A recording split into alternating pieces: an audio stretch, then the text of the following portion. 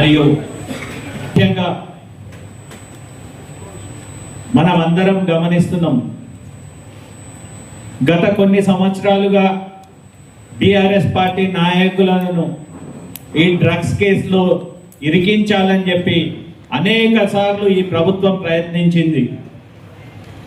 ముఖ్యంగా కౌశిక్ రెడ్డి గారి బండిలో డ్రగ్స్ పెట్టాలని చెప్పి ఆ రోజు చేవెళ్ళ దగ్గర ప్రాంతంలో వారి బండిని ఆపి వందలాది మంది పోలీసులు గుమ్మిగూడి ఆ రోజు పెట్టే ప్రయత్నం చేసిండ్రు. ఆ రోజు ఈ ప్రభుత్వం పోలీసులు విఫలమైంది. తర్వాత జన్వాడలోనే కేటీఆర్ గారి ఇంట్లో కూడా డ్రగ్స్ పెట్టే ప్రయత్నం చేసిండ్రు, అక్కడ కూడా విఫలమైండ్రు. ఇట్లా మళ్ళా విఫలమవుతున్నామని ఈ ప్రభుత్వంలో ఉన్న పెద్దలు, తాండూరు ఎమ్మెల్యే వీళ్ళందరూ కూడా ప్లాన్ చేసుకొని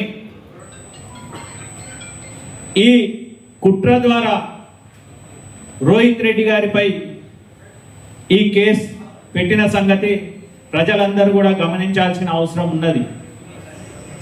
నేను ఊరికే చెప్పట్లేదు. ఇంతకుముందు మా లీగల్ సెల్ న్యాయవాది గారు మొత్తం వివరంగా చెప్పిండ్రు. ఎఫ్ఐఆర్ ఒక రోజు ముందయ్యింది, తర్వాత కేసు అయ్యింది.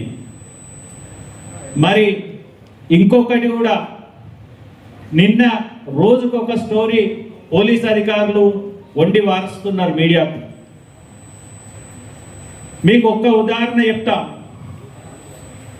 ఏదైతే ఎస్ఐ గారు రైడ్లో పోయినరో ఆయన ఇచ్చిన కంప్లైంట్ మీదనే ఎఫ్ఐఆర్ చేసింది. ఇది మాత్రం మనందరికీ కేసు అయిన రోజు అందరికీ సోషల్ మీడియాలో కానీ అందరికీ చెప్పిండ్రు. సరే, నిన్న కొంతమంది ఉన్నతాధికారులు మీడియాకు ఇంటర్వ్యూలు ఇస్తూ రోహిత్ రెడ్డి గారే కాలు అన్నాడంట, కాల్చిండ్రంట. ఇప్పుడు దాన్ని ఆసరా చేసుకొని ఇంకొన్ని సెక్షన్లు యాడ్ చేసి రోహిత్ రెడ్డి గారికి బెయిల్ రాకుండా చేయాలనే కుట్ర ఈరోజు జరుగుతున్నది. దీనికి స్పష్టమైన ఉదాహరణ ఏంటంటే, ఏదైతే కంప్లైంట్ ఎస్ఐ గారు రాసిండ్రో దాంట్లో రోహిత్ రెడ్డి గారు కాలు అని అరిచిండని ఎక్కడ లేదు.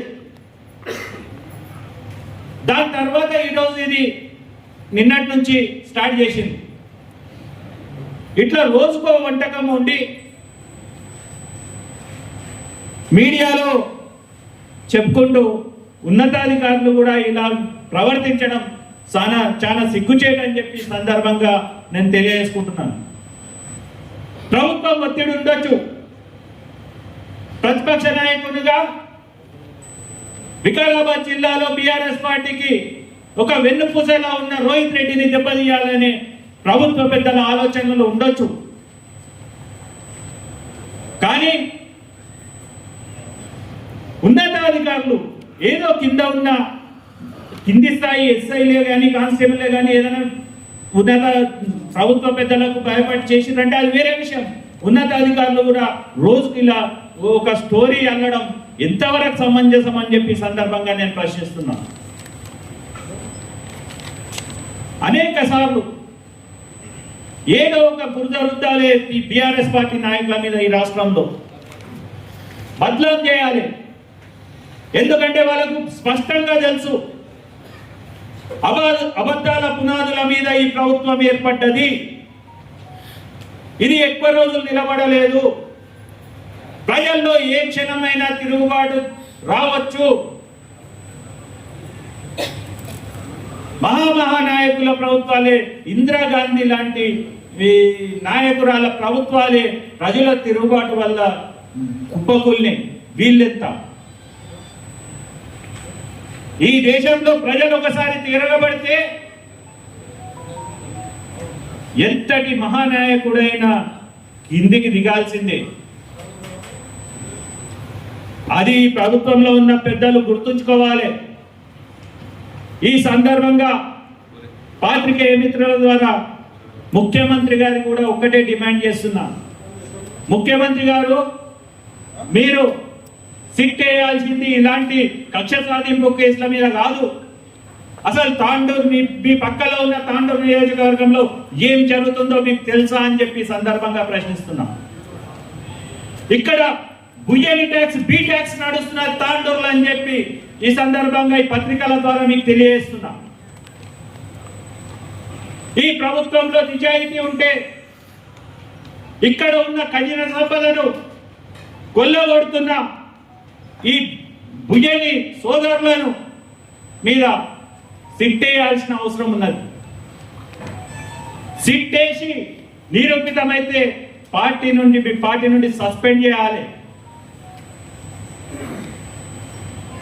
ఇక్కడ ఉన్న ఇసుకనే కానీ రాయి నాపరాత్రికి గన్లే కానీ శుద్ధ గన్లే కానీ ఇతరత్ర ఖనిజ వనరులన్నీ కూడా ఈ సోదరులు దోసుకుంటున్న విషయం ఈ సందర్భంగా పత్రికల ద్వారా ముఖ్యమంత్రి గారికి తెలియజేస్తున్నా.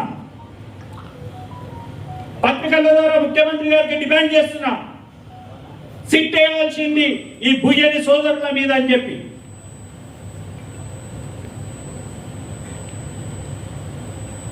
ఎటు తిరిగి తాండూరు యువతను బదలాం చేయనికే తాండూరు యువత అంతా డ్రగ్స్ తాగుతున్నారంట, గంజాయి తాగుతున్నారంట. మళ్ళీ మీరేం చేస్తున్నారు? పీక్తున్నారా?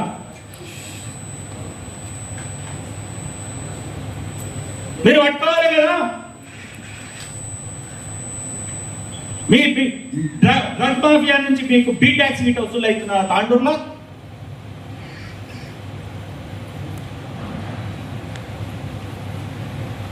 తాండూరు యువత రేపు వయసు పిల్లలు ఉన్నారు, వాళ్ళ అందరి తాండూరు యువత అంతా డ్రగ్ తాగుతున్నాడు. ఎవడన్నా పిల్లలు ఇస్తాడు తాండూరు పిల్లలకు. ఇట్లా బదలాం చేయడానికి వచ్చింది రా తిరుమలపూర్కి వెళ్ళి తాండూరు.